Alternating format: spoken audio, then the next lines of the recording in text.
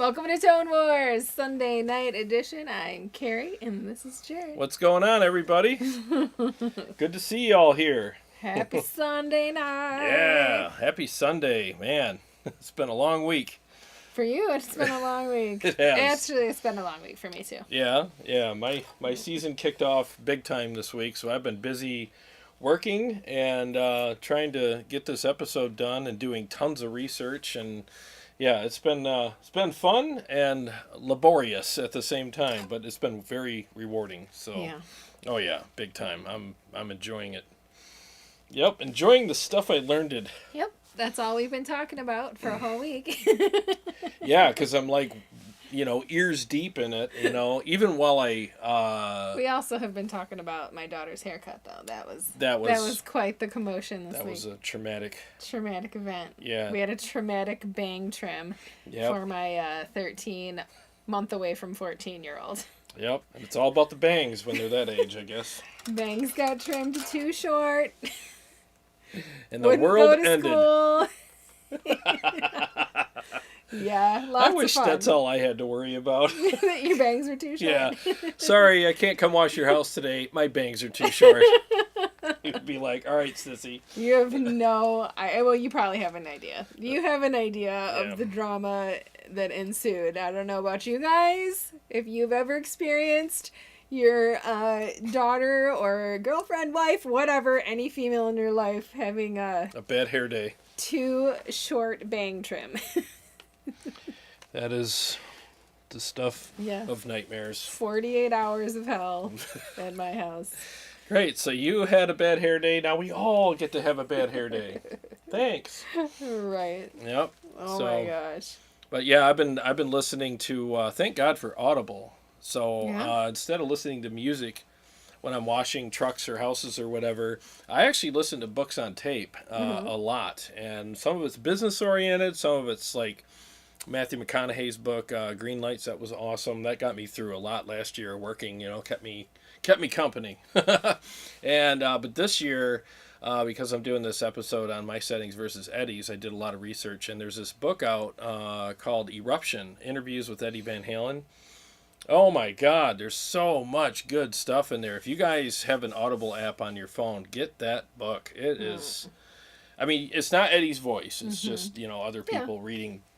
But, I mean, that's cool. But it just has so much information. He even talks about his Variac settings. I mean, everything. It's just like, wow. I wish I had a Variac and a JMP right now, because I would totally freaking do that. So, yeah. So, anyways, I've learned a lot, and I'm not even through the whole book yet, but it's just been really enlightening. So, yeah. Yep. When you go after something, you really go after it. I kind of do. Well, especially for somebody like Eddie Van Halen. It's whiskey. You didn't tell me you were getting whiskey. I asked you if you needed anything. Thank you. You're welcome, I guess. She's my cupbearer, apparently. Yeah, you won't die, I promise.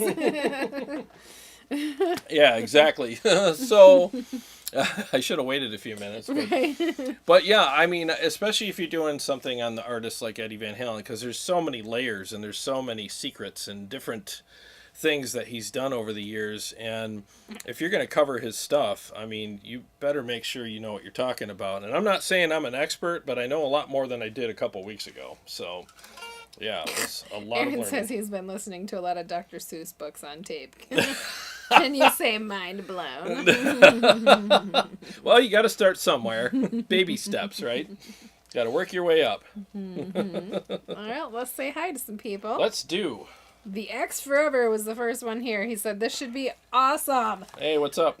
When I first heard Van Halen, when the first album came out in 1978, he was 13. I was not 13. In 1978, he was my Hendrix. He is the drip of my generation, only better.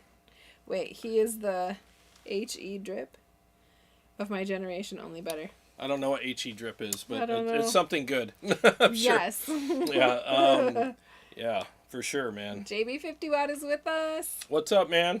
He says, I agree that Eddie was basically like my Jimi Hendrix. Oh, Hendrix, is that what the HE is like? I don't know what the drip is.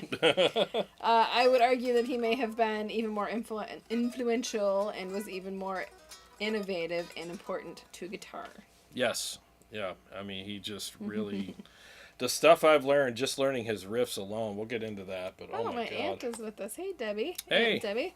What's going on? She must be a Van Halen fan. Well, who isn't? Gotta do a little riff for her. Who isn't? There,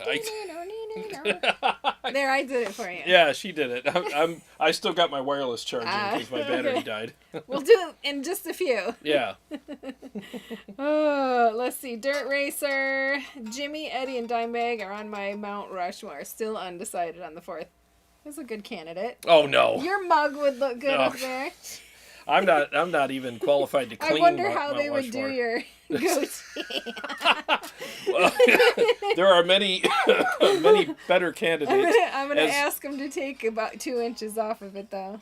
You need like a 2-inch trim there. Hell to the no. Yeah. No, I think John Petrucci should be up there for shout. There you go. Yeah, for sure. Yeah. Harv, how are you, Harv? Hey, Harv, what's happening, man? Tony is with us as well. Hey, Tony. Prozic. Good day, everyone. Jarrod and Carrie, looking forward to talking about our icon Eddie. He marveled the world. He did. He did. Harv says Eddie and Dime had a real bromance going right before Dime was killed. Yeah, I saw some interviews with them hanging out together. That was... Yeah. Yeah, man. Oh. Tony says Zakk Wylde had that connection with Dime as well, and he's still sad about it all. Yeah. Yeah. Yeah, especially when it's one thing to, be a fan and know that somebody's amazing and be a total fan of their work and everything, but to meet them and find out they're awesome people too, and that's got to be something else, man. It really does. So yes, we're here, man. Hey, what's up, Chris? You and your snarky comments. He says, by the way, Eddie's my daddy. I think he's all of our daddies when it comes to guitar, yeah. He spanked your ass. He spanked my ass this week, that's right, for sure. Sure They put me in a corner and grounded me for a month. Spanked it right off you. It's all gone. It's all gone. I'm surprised I'm not sliding off this chair.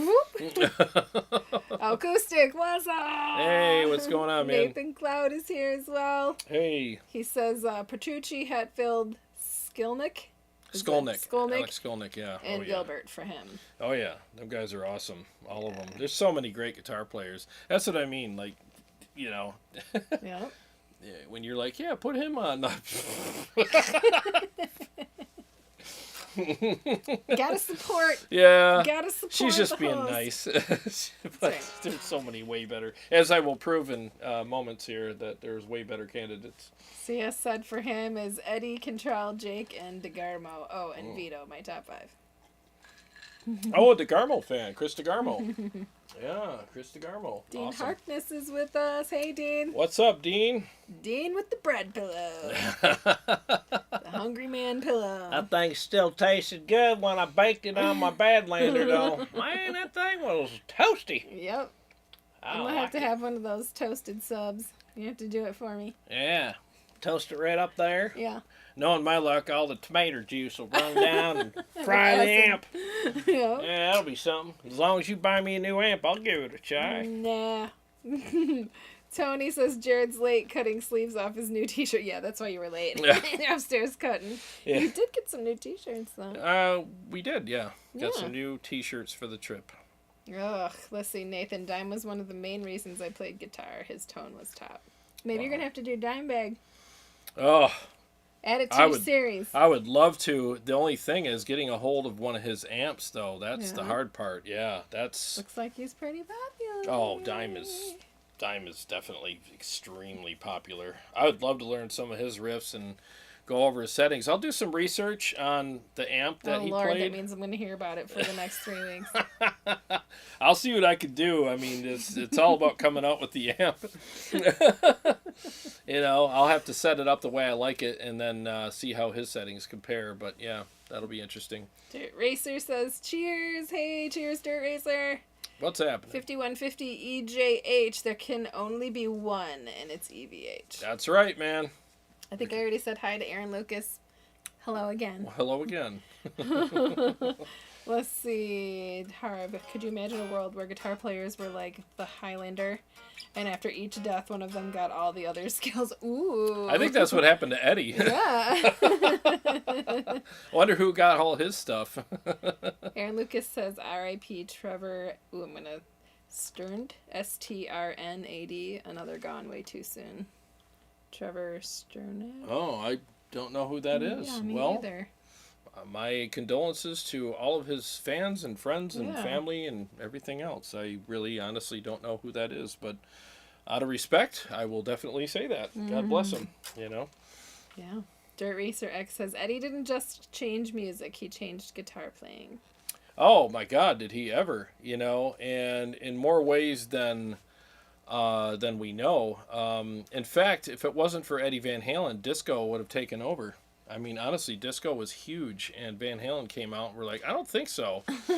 we're going to bring this back to rock and roll, man. And they did. They brought it back, and everybody wanted to be like them after that. So, Mike Nash dared you.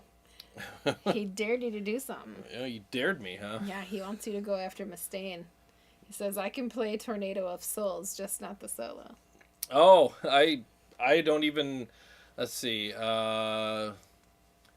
yeah, that song, I'm not super familiar with that, but that solo was ridiculous. That's something, yeah, it's not something I could pull out of my hat, that's for sure. Nathan Cloud says Friedman is a demon. Uh-huh. Is that a good or a bad demon? He's awesome. Oh gosh, yeah, Marty Friedman is sick. Sean Casey, hi man. Hey, what's up, Sean? Good to see you. Nathan says cheers from Indy. Hey, what's up? Yeah, and let's see. I feel like there was somebody else down here that is like said hello from Italy, or have I missed it? We'll come up to it in a second. Azale. Going to break out any new synergy comparisons like the JPM2 head versus the MC2 module? I would like to. Most of my synergy stuff has been sold, and I still have a Syn 2. I have to get it, hooked up into one of these power amps up here, and maybe I can make that happen. I've been so busy with work and with doing other stuff that I've kind of shelved a lot of the synergy stuff, not meaning that it's not any good to me anymore. It's just, things change. But when I get a chance, I'll look into it for sure. Absolutely. My Aunt Debbie says, I grew up in the 70s rock, and Van Halen was one of my favorites. Oh, yeah. They definitely changed music forever. They really did. The whole band, Listening to a lot of the interviews and stuff. The thing is they were so old school. Like, they recorded everything live, they didn't do, like, this tracking and, like, all this stuff. They went in the studio and played as a band and recorded all their instruments, and you had to nail the song. Hard work. Yeah. Yep. Lots of fun and hard work. Yep. Van Halen 1 was recorded and mixed in, like, I think it was less than 2 weeks.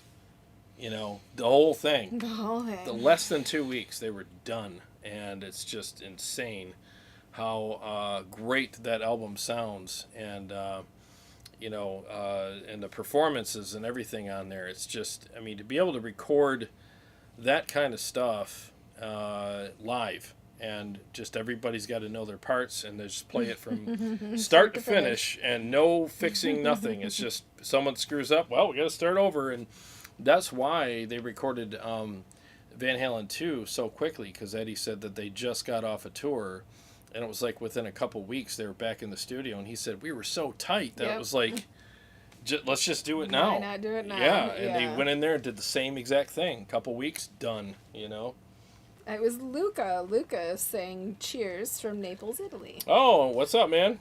He says, hello, guys in the chat. What's Mike happening? Nash, Randy Rhoads belongs on that Rushmore. Oh, yeah, for sure. Randy's awesome. Dean Harkness says, I think Skeeter should start saying suffering succotash. Paul, I haven't seen your name before. Paul McAulay. Eddie will always be my number one. He did it all and then some. He did. What's up, Paul? Yeah, he definitely did. I mean, the thing is, if you want to, we can get on the topic now. We'll still Sure. respond to your comments, but so the thing is that I learned when I started doing this episode, and I said this in the episode at the end too. I was like, oh, I'm pretty familiar with some of these songs, so I'll just go ahead and brush up on them, just so I can do them for the episode.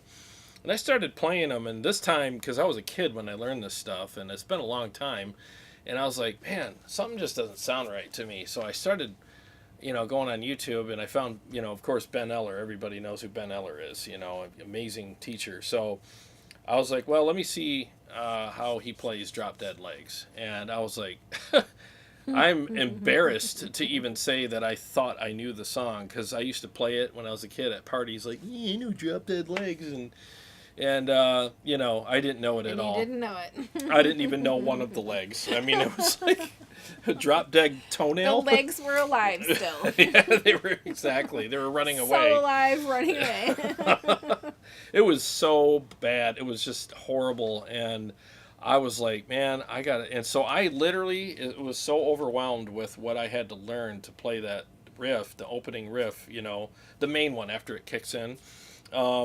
That I had to take it piece by piece and learn it. And it took me literally not 3 days constant playing, but 3 days of practicing in the morning with my coffee to get it at least presentable for the episode. And I'm like, dude, there's so much nuance and so many little teeny things that he did and weird things that he did in that song that I was playing way outside of my box. I mean, I was just like, oh, dude, this is a guitar lesson. Like, this wasn't just a learn how to play this. This was a lesson on learning how to play guitar, period.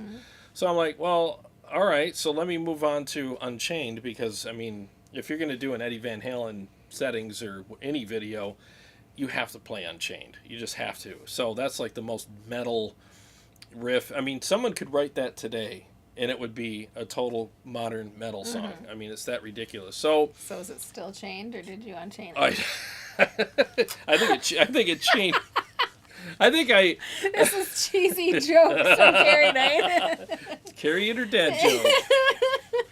What's the next song? Let me come up with it. All right, the next one is Panama. Okay. All right, so just to get your gears turning.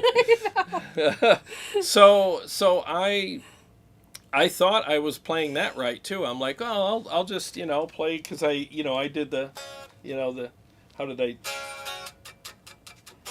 I don't know. I played it with the classical chords, and I was like way off, and I'm like, doggone it, So I had to learn all that, and then I also learned the verse, and that has a lot of crazy nuance, like weird stuff in it that I had to, like I said, it's all outside of my realm of playing, and I learned so much learning these songs, And then I learned, I was like, I got to learn Panama. Again, another song that I played wrong my whole life.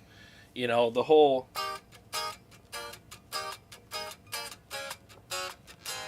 That's how I played it when I was a kid. Completely wrong. And I always wondered, I was like, man, it sounds so thin when I play it. And when he plays it, it sounds so thick and amazing. And, of course, I 100% wrong on that one. So I had to learn all that. And just all the stuff and I had to learn was just... So it's hard enough to learn a song, but it's even harder to unlearn, something. And then... Because your instincts always pull you in different directions. You're like, no, I got to go here, So I really had my work cut out for me. And if you guys could see the outtakes on this video, I mean, it took me... All of Jarrod's outtakes are amazing. Yeah. Amazingly funny. Well, last night's weren't, because I was swearing like a sailor and throwing stuff, because I could not get the song right. Oh, yeah. So I had a 40-minute reel of me trying to play Unchained, and I was beating the crap out of my guitar, because that's how Eddie does it. And then don't beat the crap out of these babies. I know, he's nice. Yeah, no beating. So it's expensive. I know, it is expensive. So I'm down here doing that, and I finally start getting it, tight, and then I broke a string. Boink. I'm going to bed. So I had to record all the riffs today of all of Eddie's riffs, anyways, because I just could not. Yeah, he kept me waiting. Yeah. Down here, recording riffs and getting all frustrated. I actually nailed them pretty quick today, but last night I couldn't play for crap, you know. So for Panama, did you have to stop in San Jose, or did you make it all the way to Panama? Oh, God. I made it all the way, but it was a bumpy. It was a bit of a bumpy flight. Yeah, yeah, and they didn't have any peanuts on the plane, so I was kind of mad about that. Jeez. Scott Fulmer, thank you for the super chat. Oh, thanks, Scott. Appreciate that. Thanks for the tip of the hat to EVH. Oh, thank you. Appreciate that very much. We have a lot of comments. I don't know if you... Oh, go ahead. All right, I gotta let my wireless charge. Yeah. Let's see. Matt Force is with us. Matt Force! Late to the party. What's happening, man? Good to see you here. Shred Flintstone is with us. I love that name. Yep. Shred Flintstone. Let's see. Hey, Bon. Guitar Nerd 5150 says, I think the closest I've heard someone get to the VH1 album tone was Simon Hosford using a Kemper into a Marshall 1959 power section in the video from 2019 on YouTube. The tone was spot on. You want me to screenshot that? Please, yeah, I want to check that out. Thank you. Thank you. Yeah, screenshot it. Okay. Flux, hey man. Hey, Flux, what's happening? He says, my band plays Really Got Me, and we're working on Running with the Devil. It's tough to play and sing it. Oh, God, tough play and sing at the same time? Yeah. Dude, my hat's off to you. Yeah, for sure.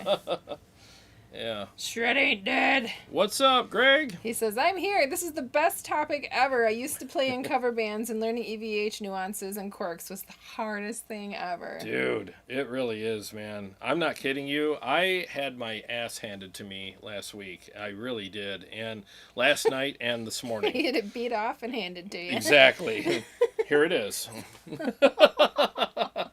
Exactly. It was something else. I mean, the thing is if I've had people say this to me all the time, like, hey, I just started playing guitar and I'm getting pretty good, but I'm looking for something that's gonna, challenge me and stuff. And I'm always like, go get VH1 and learn it, but I always said that to people, but I didn't realize the weight of that until I started digging into his riffs and learning them for real, like going to real good guitar players and having them show me exactly what he did. Then I was like, wait a minute. Like, this isn't just, learning riffs. This is like a huge, like, in-depth Encyclopedia Britannica of riffs here. I mean, it's just insane how many little nuances. And just so you guys know, like, when you watch the video tomorrow, because it will be up tomorrow, I didn't get all of it in there. I can't. I mean, I just don't play like that. I did the best I could, and with all the other stuff that's going on in my life right now, I mean, I can only do so much. And even if I did nail every nuance, it would still just sound like me and not Eddie. So it doesn't matter. Aaron Lucas says, while EVH is genius defined, is it wrong to say EVH was more innovative than Hendrix? There was no one doing what Hendrix was when he came out. By the EVH was on the scene, we already had Hendrix. I think Hendrix is amazing as well. I mean, Little Wing, all that stuff. I mean, amazing stuff, But I just think that Eddie, maybe Hendrix passed the torch and Eddie really took it to new heights, And there's just, like I said, learn a few of his songs and learn them for real. Don't listen to the record or the CD and go, oh, I think I got it. No, because you didn't get it. You didn't get any of it. I mean, I'm telling you right now, watch a lesson. And Shred Ain't Dead, if you have lessons on Eddie Van Halen's riffs, let us know. And obviously go to your channel because you're an excellent teacher as well. But learn the stuff like for real, all of it, every little detail. And in those details are lessons that you will never learn otherwise. They're just in there and they're just priceless. Here's a little detail Shane Allen shared. He said EVH did a lot of pedal notes during riffs that not many people realize. Yep, a lot of them he did like on Panama.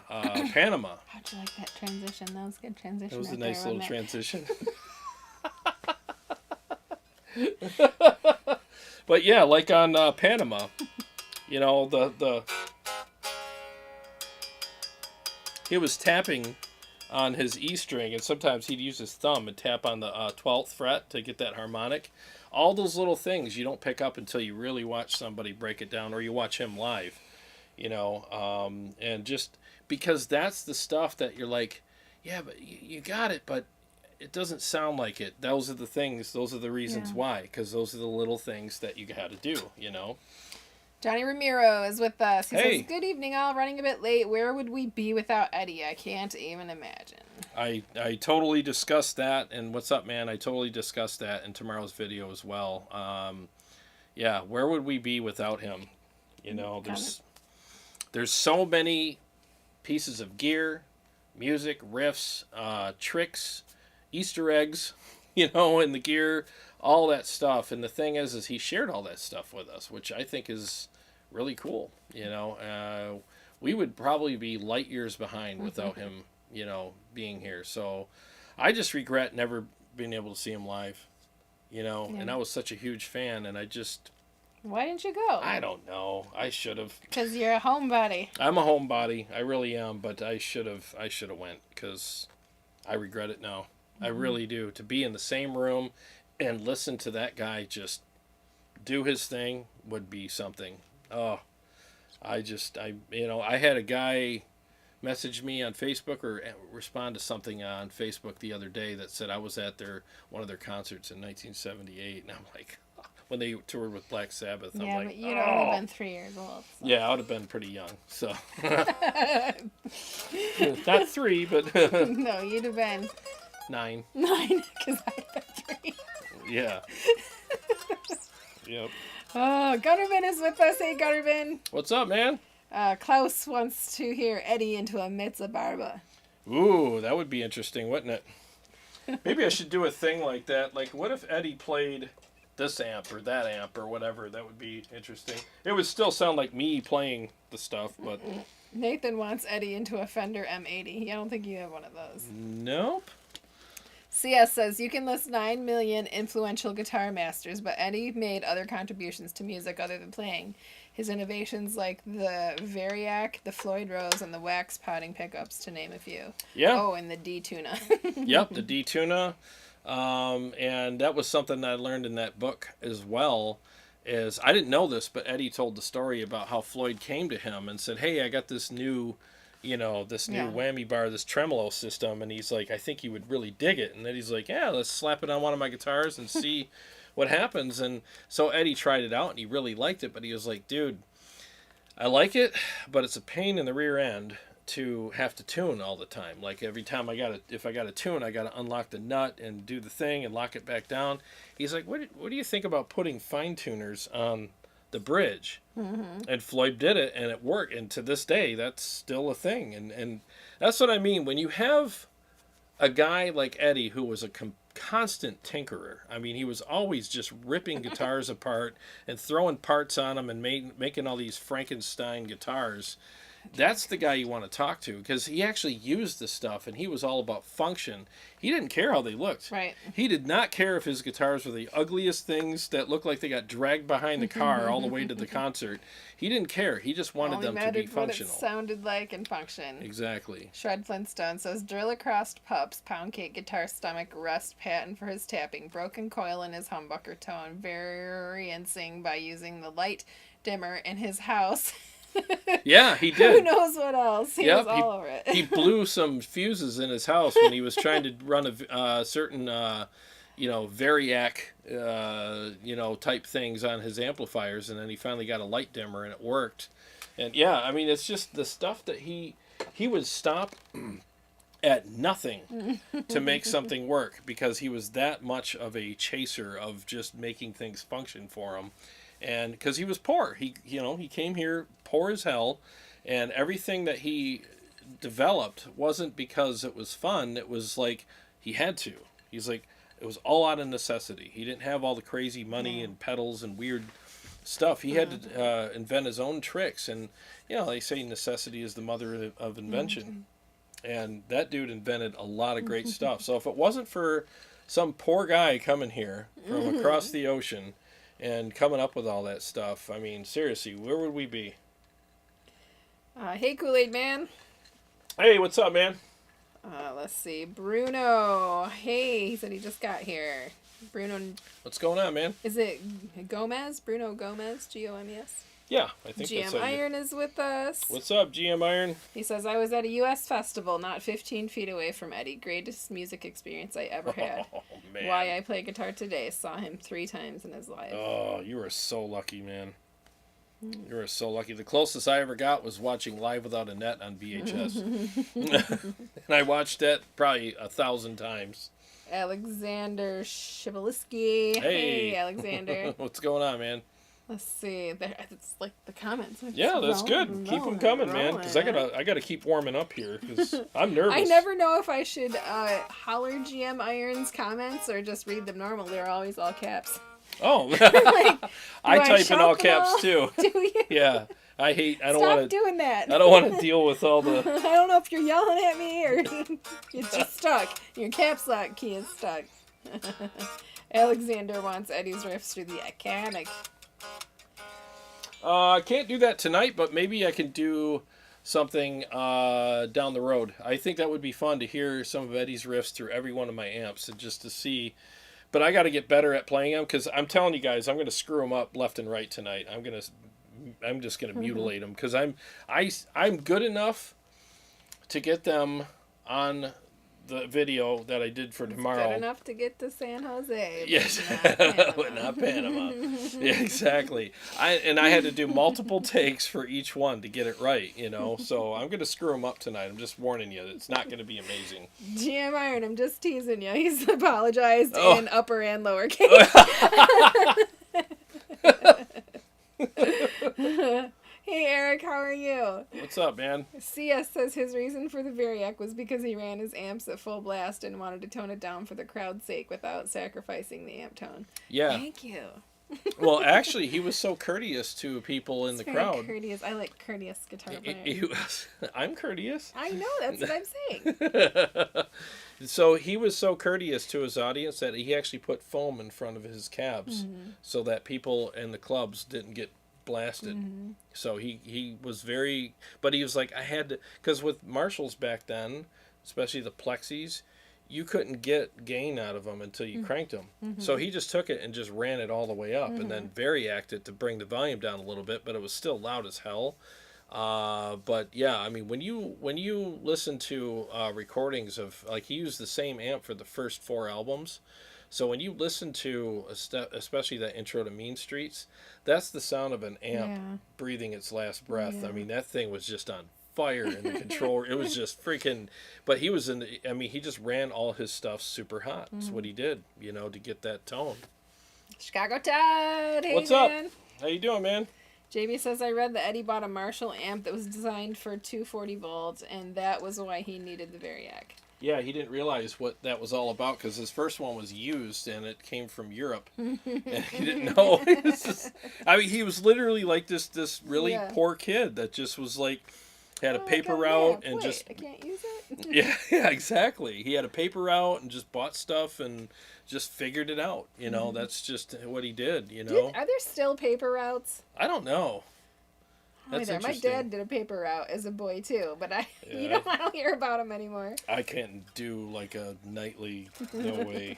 Got to work every night no matter what. Forget that. Aaron Lucas says, what are your thoughts on the proposed tribute tour with Alex and Joe Satriani?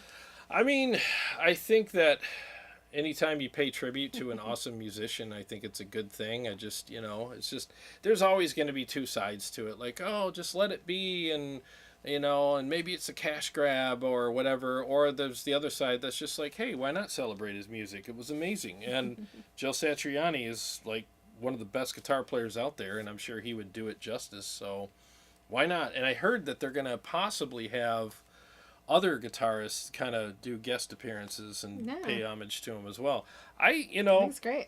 I think it's kind of cool. I mean, would I go see something like that? Hell yeah. I think that would be awesome, Celebrate his music, why not? Shred Ain't Dead says Slayer isn't courteous. I can't even say that. Slayer ain't courteous.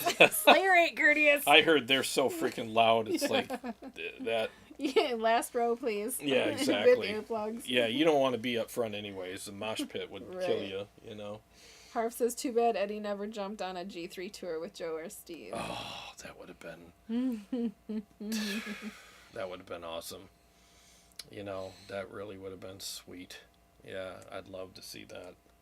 I think that most people, no disrespect to the other two guys, obviously, but I think most people would just come to see Eddie just shred and just play his crazy stuff all night.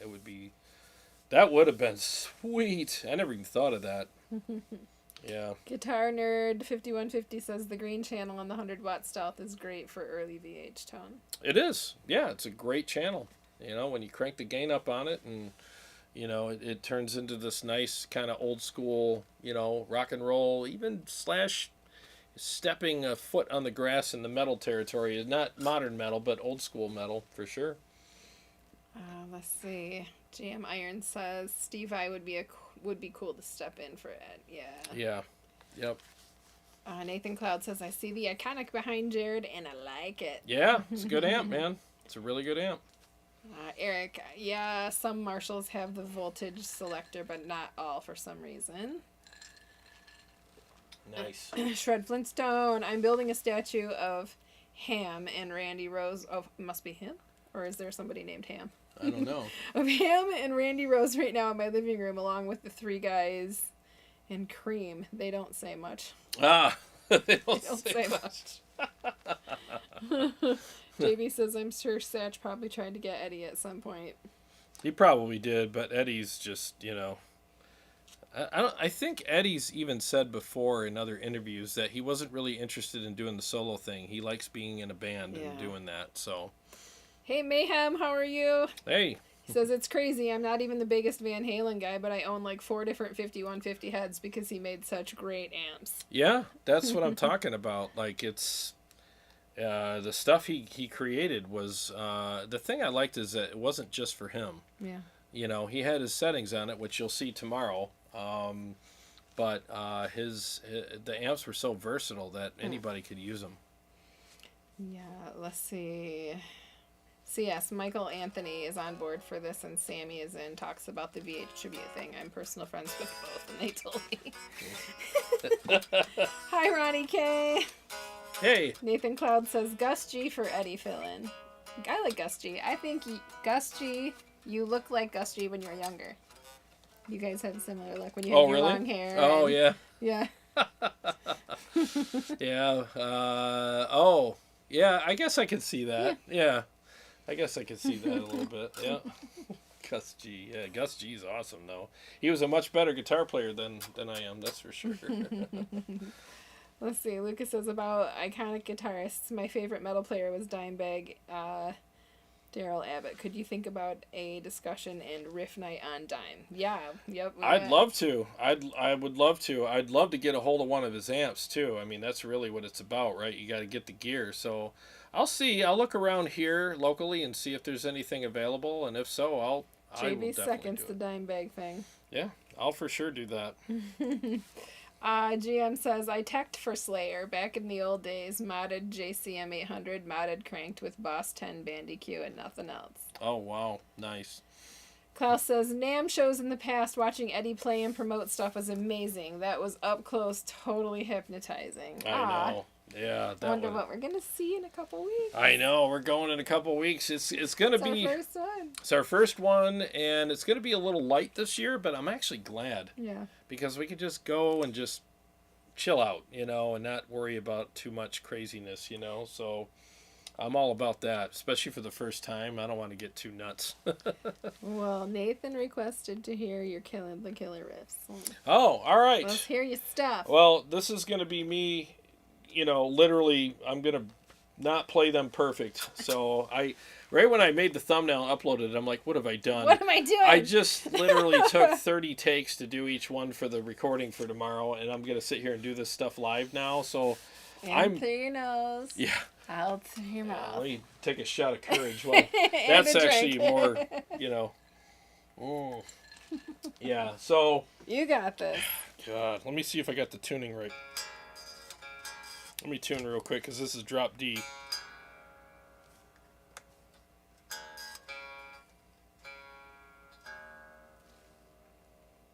Flex says to have fun with it. Just have fun with it.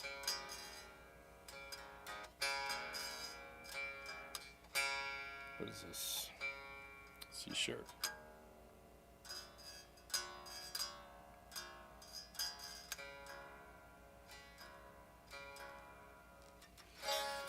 Lucas tuning in for Dimebag Night. Oh, I'd love to do that.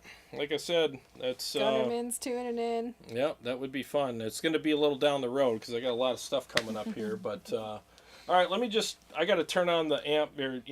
Switch everything on, get a little comfortable here, and I'll start out with Unchained. And again, don't be mad if I butcher it because it took me hours to get these right for tomorrow's video. So get ready for some butchering. 1 second here.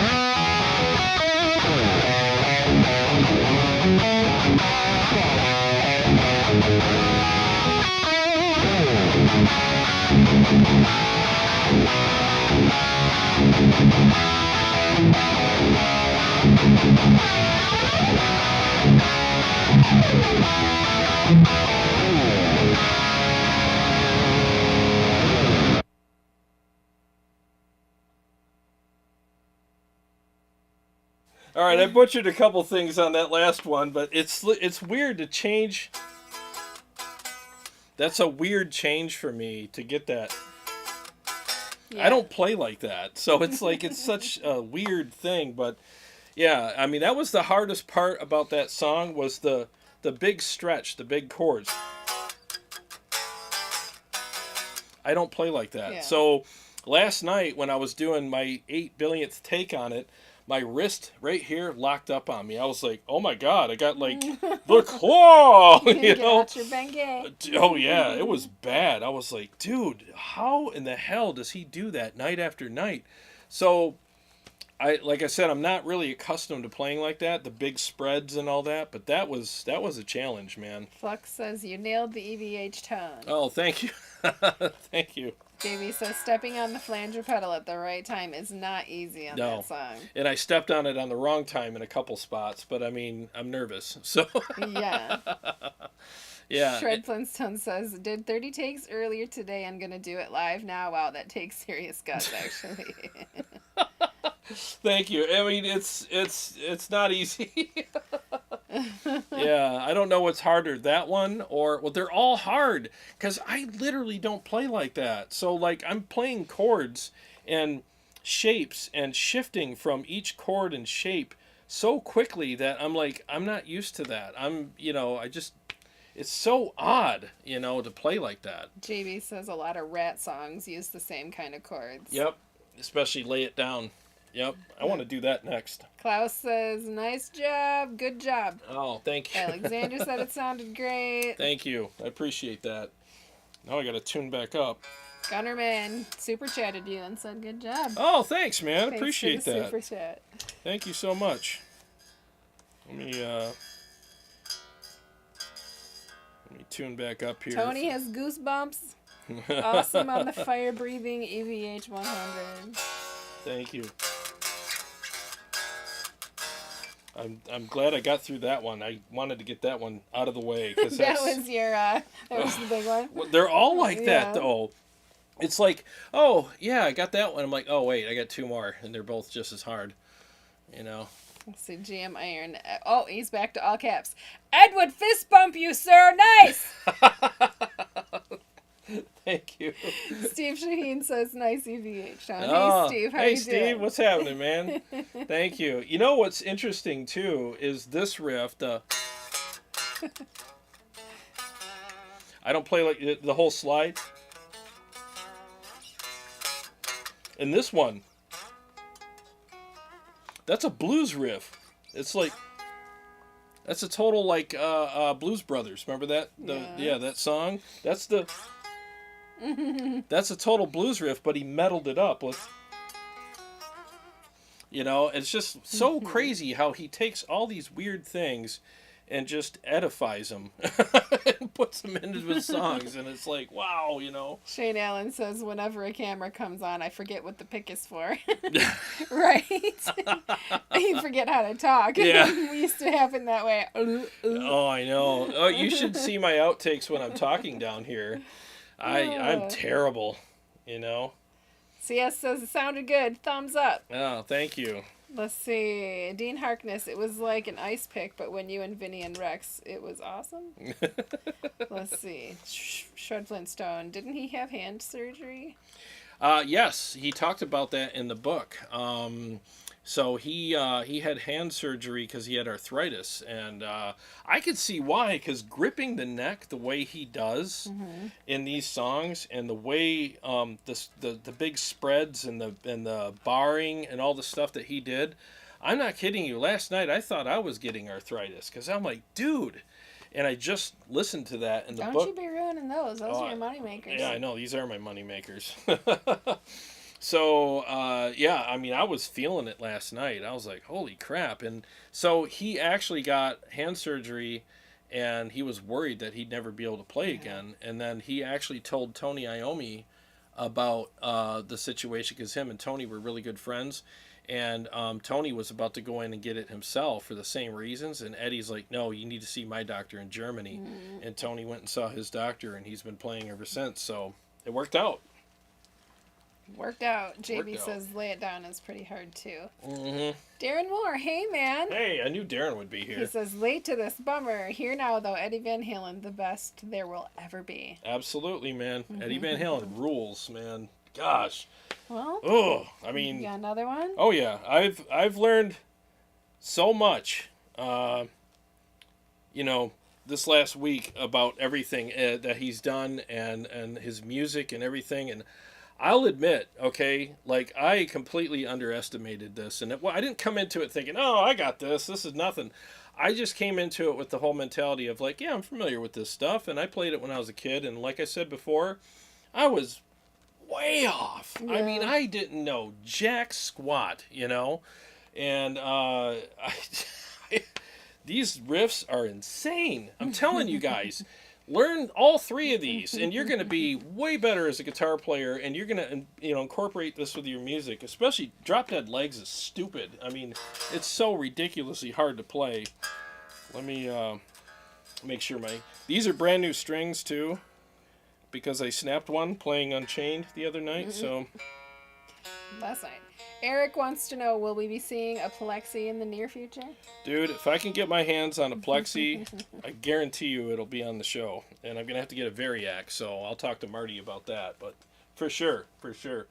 All right, what am I doing next? Let me do, let me butcher Panama next. I'll go ahead and butcher that one. Thank you, Nathan. He says you two are the best. Thanks for saying it. Jarrod can't talk while he's playing. I can't. He's like, and thank you. I can't, man. It's like kryptonite to me. All right, so here we go. I'm going to go ahead and butcher Panama next, okay? Here, be kind, please. All right, 1 second. You're fine.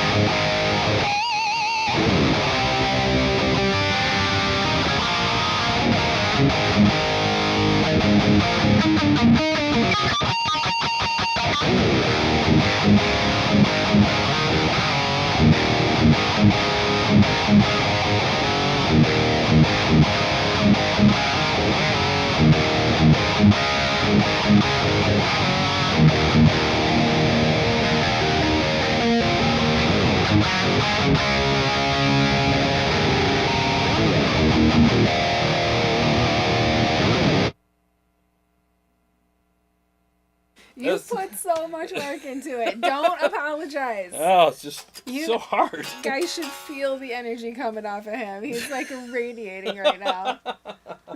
These songs are so freaking hard for me. I'm serious. It's crazy. 1 week you decide, I'm going to learn 3 Eddie Van Halen songs, and you did it in a week. And you got to just give yourself some credit. Yeah. It's all right. It's all right. I'm telling you guys, this music is not easy. Tony says, I can see Eddie's spirit showing up. Who's playing my stuff? Flux says, I like the way your tone is more low end in thickness than Eddie's. I noticed that, yeah. Shred Flintstone, a big stretch into the intro. Lay it down. Yeah. Nathan thought you killed it. Thank you. Yeah, I'm definitely loosening up a little bit more now. You go back to it after you get done, and it's not like. Yeah. Gutterman, thank you for the super chat. He said, Thank nice try. Just joking. Good job. That's about it too. That's about it. It's it's really hard. I think part of it, what I'm dealing with is when I learned this stuff as a kid, I thought, oh, I got it. And then, it's almost like going from high school baseball to the majors overnight. And you're like, yeah, I'm a good hitter. It's like, yeah, your fence is a lot shorter than ours, and now you're going to be lucky to get on base. And that's really what it was, it's the difference between like going from my local baseball diamond. It's a good thing I wasn't singing because there was a cat here that just floated by. I was like, no, it really is. It's the difference between going from your local baseball diamond into like, Tiger Stadium. And then you're just like, oh, so this is what Eddie's riffs are really like. It's like, yeah, you sure you could play these? And it's like, no, I guess I'll just be the water boy, I mean. Darren says, been trying to learn Van Halen songs for almost 10 years. I still can't get some of them even close. It's part of the mystique, though. Yeah, Jamie. There's a lot of mystique in his playing. There really is. And he changed it all the time, too. Live, you can see him, sometimes he'll tap here, on those parts where I was doing it on Panama, and sometimes he'll just do it with his thumb up on the 12th fret. I mean, he's always kind of moving things around and keeping you guessing, so really interesting. Shred Flintstone says, another good analogy from Jarrod. Baseball analogies are always good. Isn't he good at the analogies? I swear, you were born to communicate things. Oh, You're a born communicator. Or a blabbermouth. An one influencer. Of the two. Jamie says the harmonics part in Panama is always my favorite. Yeah, it's hard to nail, too. It really is. I mean, it takes... And he changes that every time. Mm-hmm. So the second time around he does it, he changes it up. And it's just like, bro, can you just let us catch up to you a little bit? Like, jeez, let's see.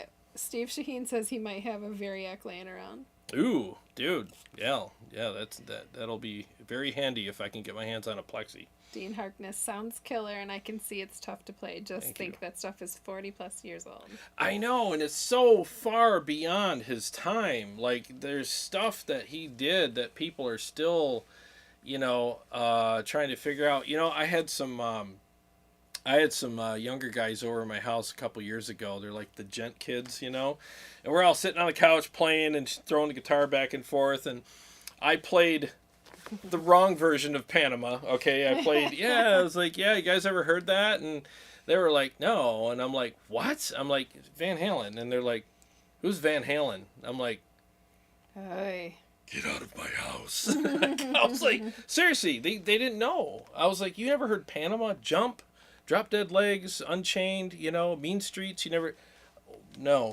I'm like, oh my God. You needed to go to Jarrod's School of Rock. You guys are missing out on the classics. And it's just like, well, of course, they're one-string wonders, I mean, the gent community... No offense to the gent guys, but there's a lot of one-string stuff going on. I mean, if you really want to up your game, learn some VH, man. That's all I got to say. Azale says it may be just nerves, but it sounds like you're playing too fast. It sounds great. Yeah. He always plays fast. I always, I don't have a metronome with me, and I am a nervous... Or would he use it if he had one? Yeah. I have one upstairs. I use it sometimes, but it's no fun to play live to that sometimes. But yeah, I'm a nervous wreck when I start playing these, because it's like, it's really... It's I don't want to screw them up, especially live, There's not a second take, No, you're doing good. Just fine. RPM says Eddie's crash test on his 5150s. Oh, yeah. Yep, he ran those things hot, and they had to survive the test before he'd take them out on the road. Yeah. Yep. Gunnerman laughed at your one string.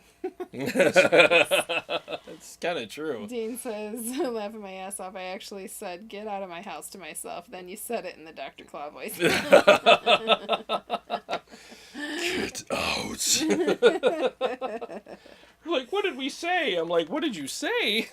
Lucas says, what an awesome tone. If I didn't see Jarrod playing, I could imagine listening to Eddie himself. Oh, God, you are too kind, sir. Thank you. That is, you were too kind.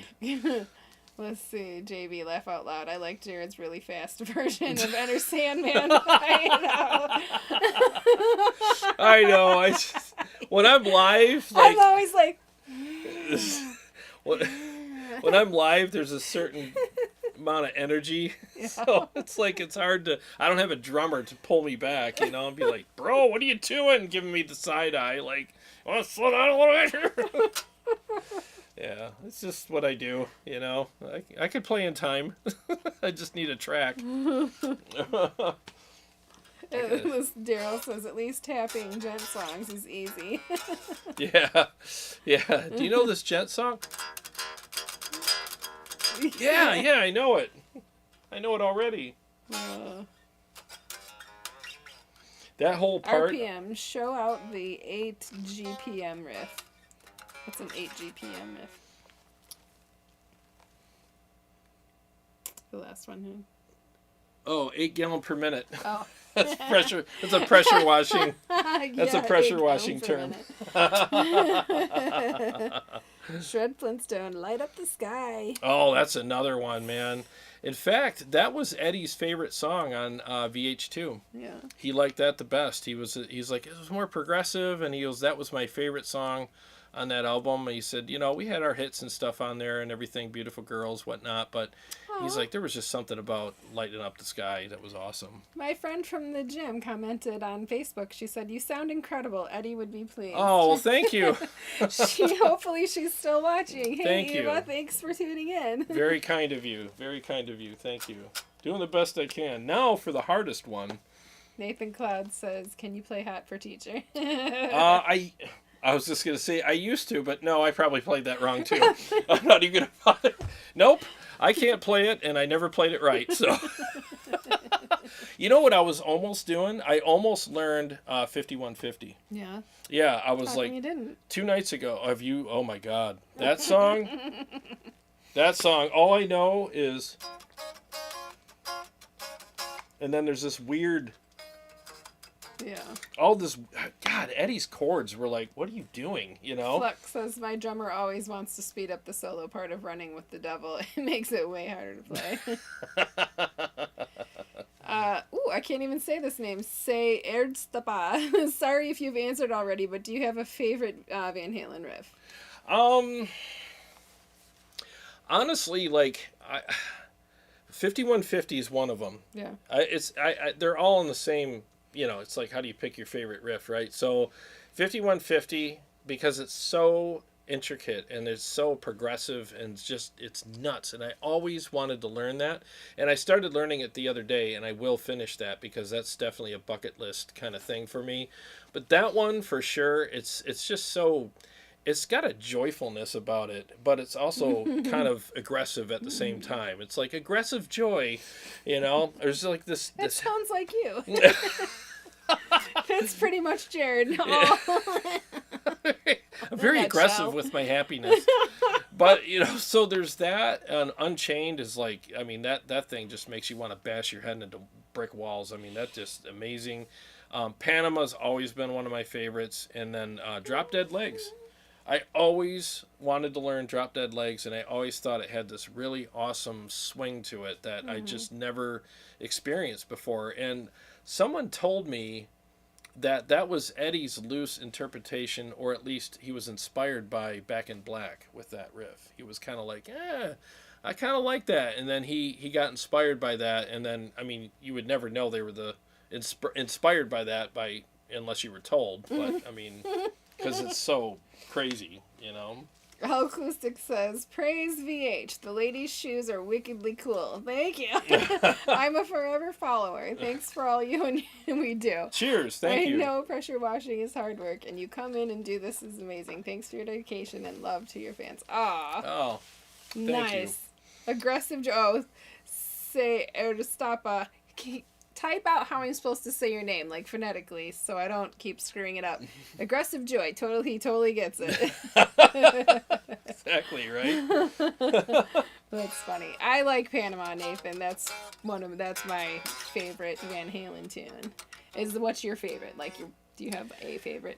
One to listen to, not play, but Panama. Every time Panama comes on the radio, I mean, I want to put the pedal through the floor and just turn it up and go bananas. Yeah, it's just such a great song. It's just, I love the toms in the background and how all that's going on, and just the energy. And then when it kicks in, it's just so like, I'm getting goosebumps talking about it. He really is. He is amped up tonight. Yeah, I love that song. And you know what's funny is I've been listening to that since '84, and every time it comes on the radio, I act like, oh, here's that new song from Van Halen. It's that good, I missed a comment. Let's see. Oh, it was Dean. He says, I'll never forget the mid-90s. Van Halen did Human Being. Yeah. Meanwhile, Metallica was doing Load, and I said, damn, Van Halen is heavier. Yeah. Yeah. Van Halen had some heavy stuff, man. I mean, Unchained, like I said before, if a band came out with Unchained right now, people would be like, dude, you gotta hear this. It's so metal. It's just, the whole thing is just super metally, and it would be obviously recorded differently. You'd have double-tracked guitars and, a different kind of production, so it would really metal it up even more. And that song, I don't care what anybody says, that is a full-on metal tune, start to finish, Let's see. GM Iron says, I Don't Want to Hear About Later. The whole Fair Warning album is a masterpiece. Yeah, Fair Warning was awesome. And the thing is, what I learned from some of the research that I did was there was a lot of tension between Dave and Eddie during that time. Mm-hmm. And that's why there was a lot of darkness on that album, like Unchained, Mean Streets, all that kind of stuff. There was a lot of aggression in the lyrics and in the guitar because Eddie started taking matters into his own hands regarding production and stuff like that, because he got tired of people like, yeah, you got to do covers, and yeah, we want you to do this. And he was finally like, I'm not doing any of that. I'm doing what I want to do. And, he started rearranging things, and he said they would record something, and the guys would come back the next day and the songs were completely different, and because he took control. And he had this attitude, and I'm saying this is a good thing, where he was like, I'm not listening to these executives and everybody anymore. I know what I want, and I'm going to do what I want. And then, of course, 1984 came out, and that was 1,000,000,000% Eddie Van Halen's middle finger to the record industry, just going, this is what I want to do, and no one's going to tell me anything. And they had hit after hit after hit after hit after Packed Out Stadium. I mean, it was like, that was the album that just completely blew them up. I mean, they were like, oh, you liked VH1? Oh, hold my beer, And it was like, it was like an atomic bomb went off, I mean, and that album to this day still stands the test of time. I mean, I wouldn't change a thing about it. Acoustic, thanks for the super chat. Oh, thank you. Let's see. Mike Nash, House of Pain, the last song on 5150. Great metal riffs on that one. Yep. Shred Flintstone, Drop Dead Legs is complete proof that Eddie Van Halen was Wolfgang Amadeus Mozart reincarnated, I'm telling you. Dude, that song, I'm freaking out. I got to play it next. And that song is like, when I watched Ben Eller's lesson on it, my jaw was on the floor. I'm like, what? This whole time everybody uses the whammy bar or they bend something. He does a bend, a whole note, and then slide up and then bend back, or slide back. It's just weird what he did to accomplish those riffs in there. And it's like, how do you come up with this crap? You know, I mean, it's like, it's just weird. But it's amazing. Says that he's just going to put it out there. I liked the Sammy era Van Halen better. Please, no throwing rocks at me. I like them both, man. I do. Let me put this out there while I'm getting up the courage to play the next song. Name your best EVH tone on an album and the worst. And obviously with respect, not the worst tone you've ever heard, but you know, the best tone he ever came up with and the one that you liked the least. I'll put it to you that way. I already have my two favorites, but I just want to see what you guys think. You know, regarding that, because I was actually thinking about ranking his guitar tones album for album, you know, one of these days. I was going to read it, and now it's gone. Ready to go. Oh, JB, Unchained is drop C sharp, right? That was a pretty low tuning compared to others back then. Yeah, that's where I'm at, actually. That's where I was. I tuned back up again, but yeah. Yep, it was drop D technically, but C sharp, yeah, because he was tuned a half step down as well. So, and he used the D tuner on that, or maybe the D tuner wasn't out then. I don't know, but I'm not that up on the history. But yeah, let me destroy this song next. You got it. All right, hang on one second. I'm gonna play a few riffs and get loosened up first.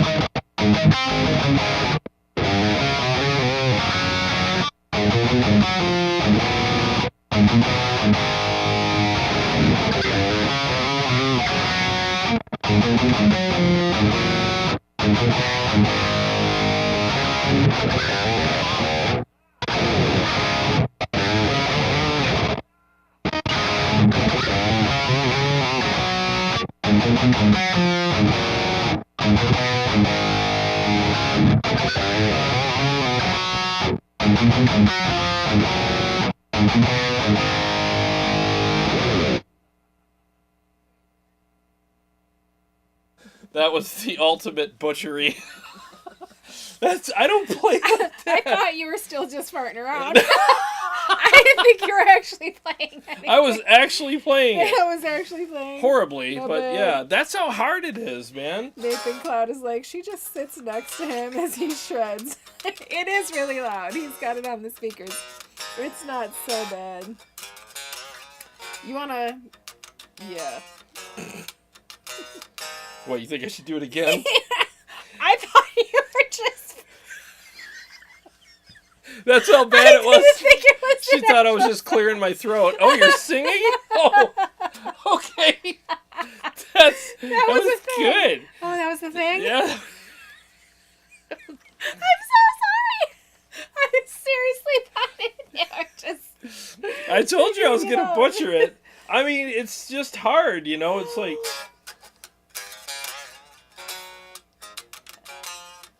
As soon as I got to do it live, I lock up and I can't play it.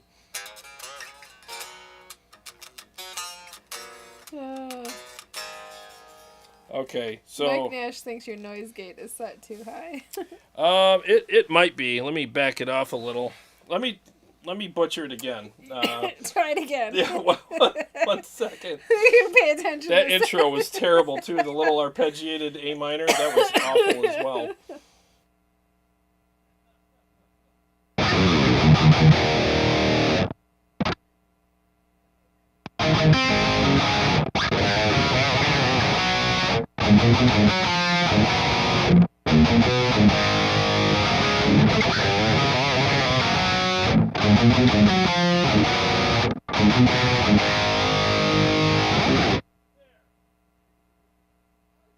I can see now. Yeah. I can see it's a song. There. Well, you got to hear it in the context too, Right. because it's really broken. Yeah, And it's broken. yeah. Well, have you ever heard Drop Dead Legs? I don't think so. Oh. I know. Don't make these people hate me. Yeah. I lived under a rock until I was like 25. Yeah, So it's such a great song. Let's see. Her face. CS says her face value. Are butchering it. Priceless. We're gonna have fun watching this back. It's gonna be bad. Sometimes I don't control my face, and it gets me in trouble. She does not have a poker face. Nope. Tony agreed. Okay. He thinks your noise gate's a bit too tight. Listen, this is it.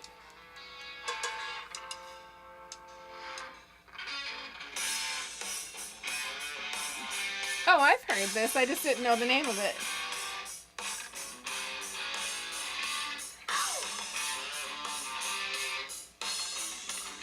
Everybody dance.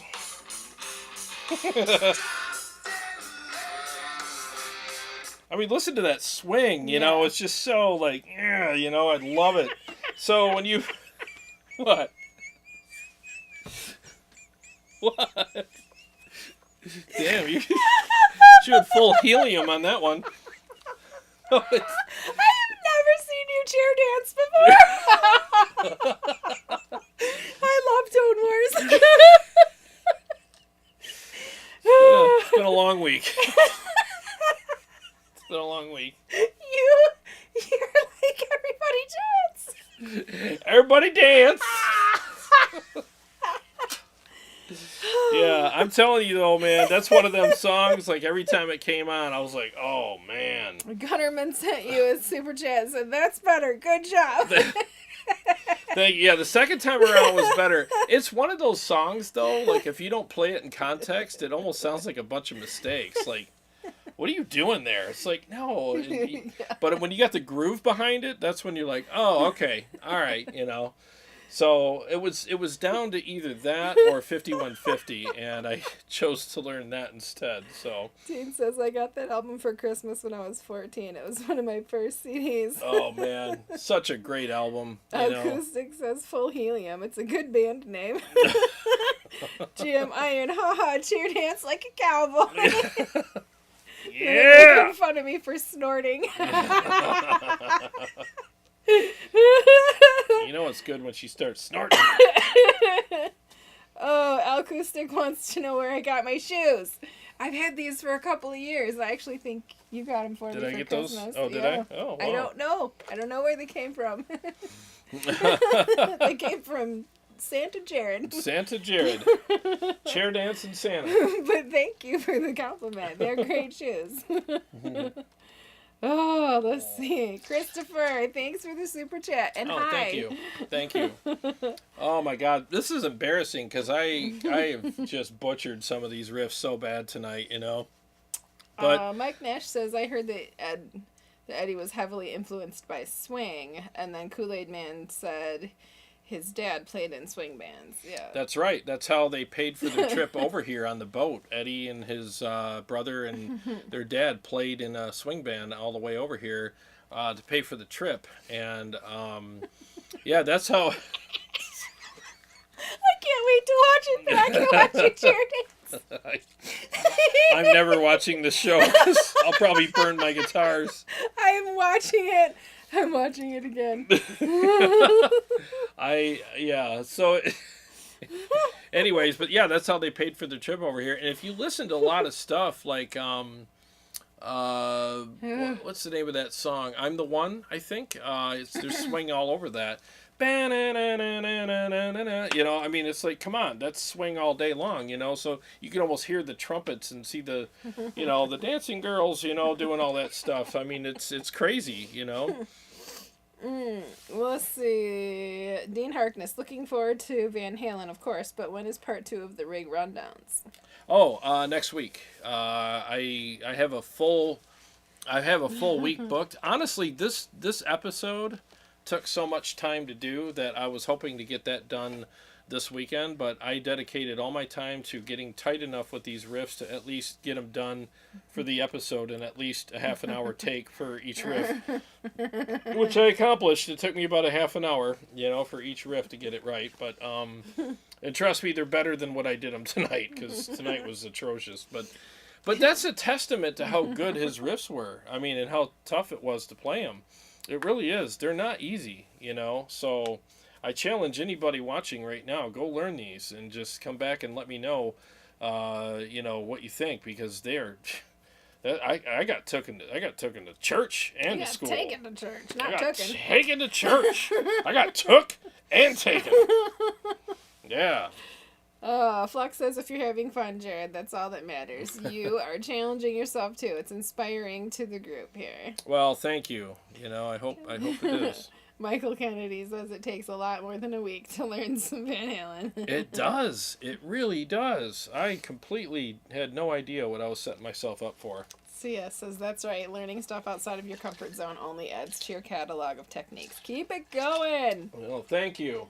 And it really is way outside of what I do. I mean, when I was a kid, I played more like that. But now I'm a prog snob. You know, I play all proggy stuff and. You know, trying to break him.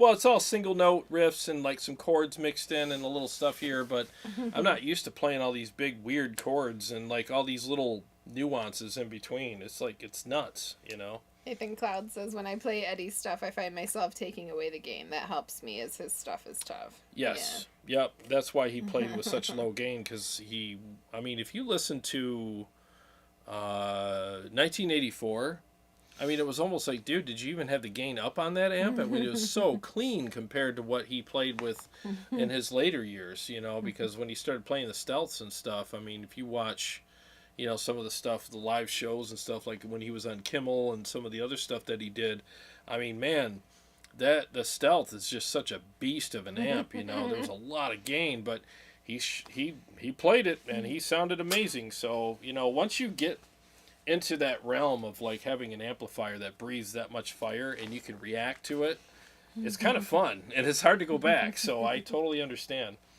Mike Nash says this episode is awesome. It's okay to appear human now and then, bro. Carrie's laughter and butchered riffs is not a waste of time. Well, I appreciate it. I was pretty nervous tonight because I did not want to sound like crap, but I mean, sometimes I'm gonna, you know, I mean, I'm struggling. Dean says, okay, who pulled Carrie's chain? Reminds me of my daughter just getting amused over anything for like minutes at a time. Eric wants to know, have you ever used any of the whammy pedals? No, I haven't. Nope, I haven't used any of them. I'm trying to think. Yeah, I have never used one. No. Klaus says, we saw your groove in that chair, Jarrod. You did it without even thinking about it. You did, too. You just pulled that right out there. I can't help it. I can't help it. Every time you just see me in the car sometimes, I'll hear one of the songs come on the radio. Suddenly I'm like, you know, the best singer in the world, and I can dance better than J-Lo, you know. But if people, it's like, that's how I see myself, but people next to me are like, oh my God. Having a nervous breakdown. Somebody call the authorities. Shred Flintstone says, full helium, laugh out loud. I like it. I believe I'd rather go with hit the nitrous. Yeah, I'm getting hungry as hell too. Of course, it's 8:30. Yeah, I had one meal today and a snack. Snack. Yeah. Oh god, I'm scrolling back up because I had skipped a couple. Just let's see. Nope, got all those. All right. You want to try again? You want me to try that again? No, all of them. Oh, You all got of them? more? You want to try again now that you're... Okay, I'll do... Oh, God. Let me see if I can do all 3 in a row, which is going to be an absolute travesty. Do it. I got to detune for... You gotta smile while you're doing it. I can't. You can too. I'm too scared. Smile and get your groove on. Yeah, let me think here. I got to do all 3 of them. I got to detune for Unchained, though, so you got to give me a second for that. All right, let me see if I can butcher all 3 in a row. There we go.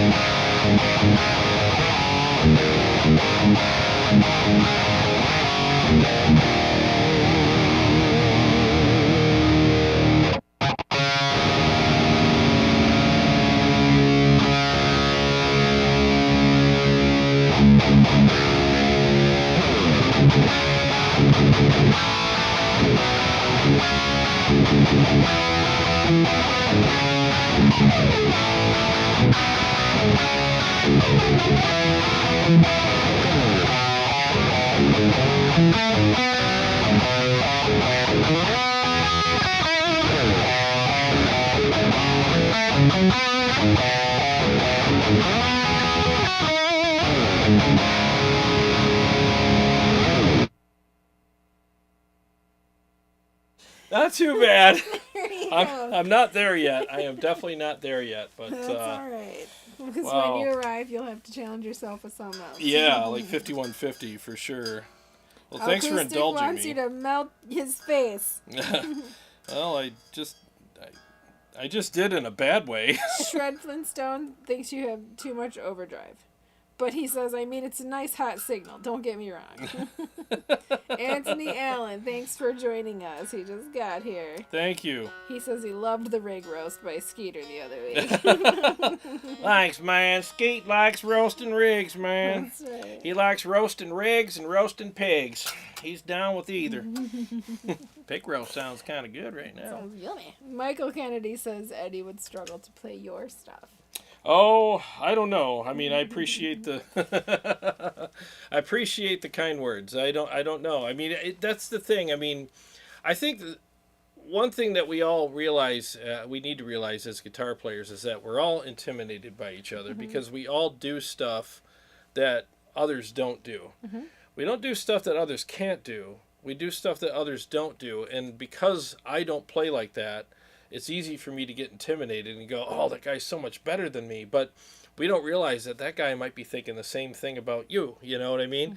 And it's not a matter of better or whatever. It's just a matter of everybody plays differently. And when you try to play someone else's stuff, it's like getting in their car with their settings and, you know, and driving it. It's like, oh, you can't drive my car. It's like, well, I can't drive it with your settings. You know, I have to move the seat up and adjust the mirrors. And, you know, so I just think with especially guys like Eddie, he just does stuff in such a way where it's just very nuanced and unique. And I've actually, you know, some of the stuff that I've written, and you'll see the riffs. I mean, I got some stuff that's pretty out there for me, you know, and maybe some other people would look at that and go, dude, you're nuts. You know, I mean, that's some crazy stuff, but it doesn't mean that I'm better than them. It's just different, you know, and when you play outside your comfort zone, you're always going to sound a little off until until you get it right. And tonight's proof of that. Tonight's proof of, like, you literally do have to practice your ass off when you're learning other people's stuff, because don't get intimidated by it. Work on it and try to make it part of your playing, and steal what you can from it and repaint it and make it yours, you know. Gunnerman says, favorite episode so far. Oh, thank you. We need more episodes like this one. Fun, fun, fun. Just having fun. CS said something similar. He said, this was a fun episode with fun and laughter. My favorite kind. Scott Fulmer says, Eddie always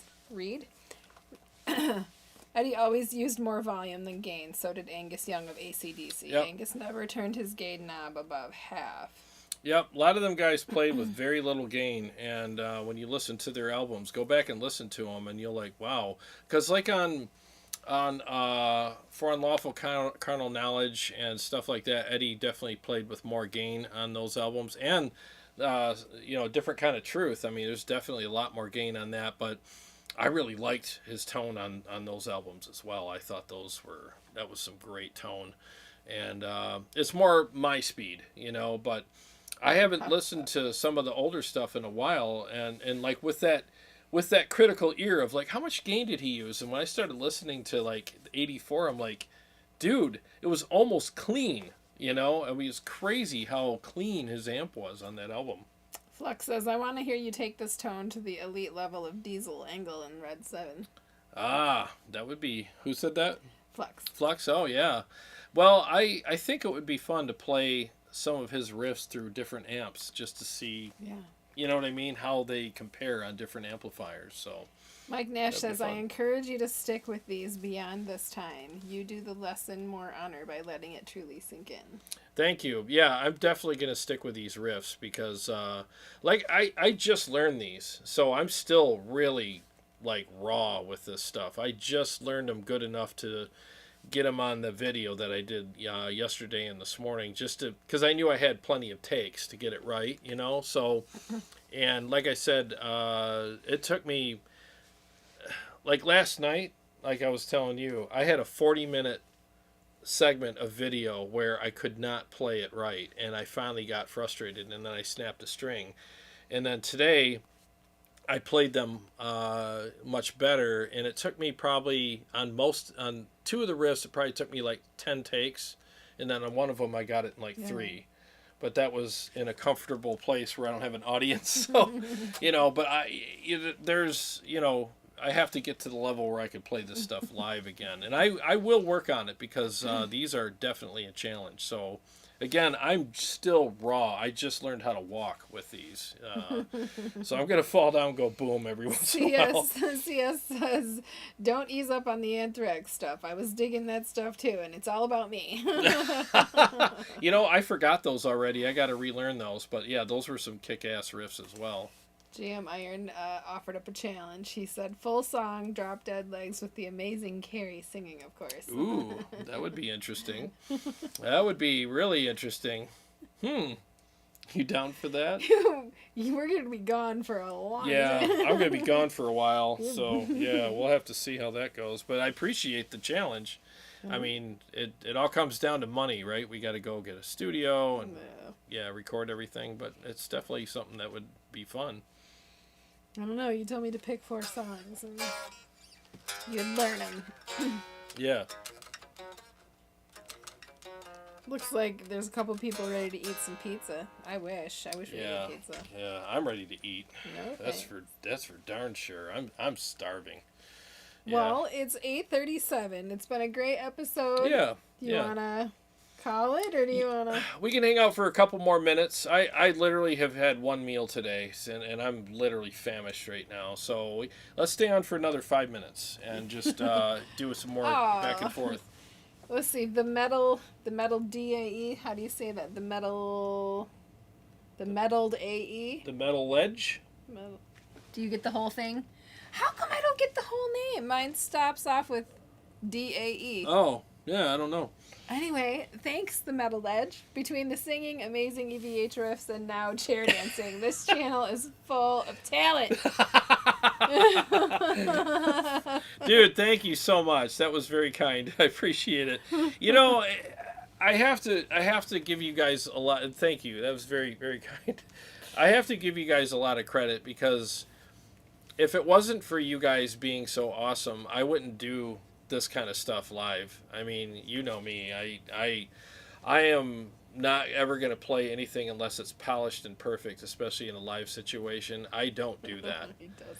I don't. And it's, even if I'm nervous or whatever, I'll still do it for you guys because I feel comfortable here doing this, and it's because you guys are all such great people. Otherwise, I would not do that. I mean, I used to sweat bullets every time before we went live, and I'd come down here and practice, and I was so afraid to make a mistake and look like, I suck at guitar and this and that. It was like a huge thing with me, and I feel like I can hang out with you guys and completely crap the bed, and you guys aren't going to be like, oh God, this guy's channel sucks, and I'm never going to watch him again. Because we're all human, I mean, we're going to make mistakes, and I'm glad that you guys gave me a place where I can do that and not end the show thinking like, what am I doing? Right. I suck. I should never do this again. Because we all struggle, right? We all have days where we can't play anything.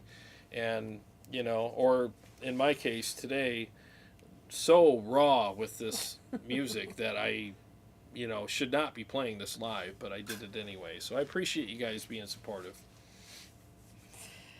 Dean Harkness says, I want to hear everyone jam. I don't care if you just took your first lesson or your EVH. I'm a music lover first, and guitar is my favorite instrument. Oh, I love the guitar. It's so expressive. Yeah. Flux thought tonight was a totally awesome live hang. Thank you. GM says you guys are getting better and better at this. Cheers. Thank you so much. He also said you couldn't suck at guitar if you had to. That was Flux. Flux said that. Thank you. Just hit rewind. You'll see. Yeah. You'll hear some suckage, but I appreciate that. Thank you.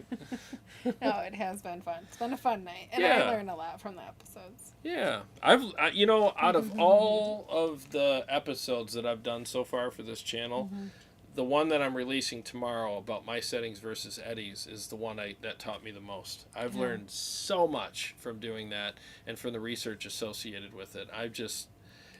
Just playing, I've been humbled beyond words. Like, I'm like, how have I not dug into his library more and really learned? Like, not learned by listening, but learned by watching people like Ben Eller, and maybe Shred Ain't Dead if he's got lessons out there.